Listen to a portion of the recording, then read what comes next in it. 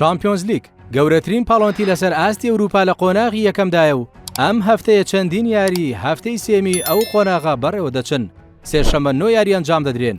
بێسرین یاری ئەو شەوە لە نێوان هەردوویانەی ریال مەدرید ئیسپانی و بروسیا دۆرتمۆندی ئەڵمانیا لە یاریگای سانتیاگۆ بێرنابیۆ.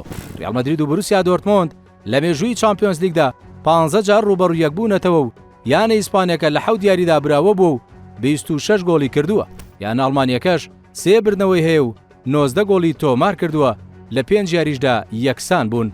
یانەی شاهانە لەم وەرزەی چامپیۆنز لیگدا 2 یاری ئەنجامدا و خاوەنی بردنەوەیە کە بەرامبەر شتوتگارت بە 3 گۆڵ بەرامبەر گۆڵێک و لە دووەم یاریدا بەلیلی فەڕەنسی دۆڕا بە 3 خەڵ لە پلەی حەڤەی ڕزبەندیدایە. ئامانجیەوەیە دووەم بردنەوە بەدەست بێنێ و بچێتە پلەکانی پێشەوەی ڕزبەندی. کۆتا یاری نێوان ئەو دوویانەیە لە یاری کۆتایی چامپیۆنز لیگی وەرزی ڕابردوو بوو کە یانەی ئیسپانیەکە بردنەوەی بەدەستێنا و بۆ 15مین جار لە مێژوویدا بووە پاڵەوان. لە یاریکی تریشدا یانی پاریس سەن جەرمانی فەڕەنسی لە یاریگای خۆی ڕوبەڕووی ئایندۆڤن دەبێتەوە و ئامانجیەوەیە دووەم بردنەوە لەم وەرزەی خولەکەدا بەدەست بێنێ. پاریس لەم وەرزەی چامپیۆنز لیگ 2 یاری ئەنجام داوە، بە گۆڵێکی بێ بەرامبەر لە جیرۆنای بردوتەوە و دواتر شکستی هێناوە بەرامبەر ئارسناڵ، خاوەنی تەنیا 3 خاڵە. لە هەمان شەودا چەندین یاریتر بەڕێوە دەچن کە گرنگترین یانیانەی ئایسی میلان ڕوبەڕووی کلوب بروس دەبێتەوە و یۆڤەنتۆسیش بەرامبەر شتوتگارت یاری دەکات.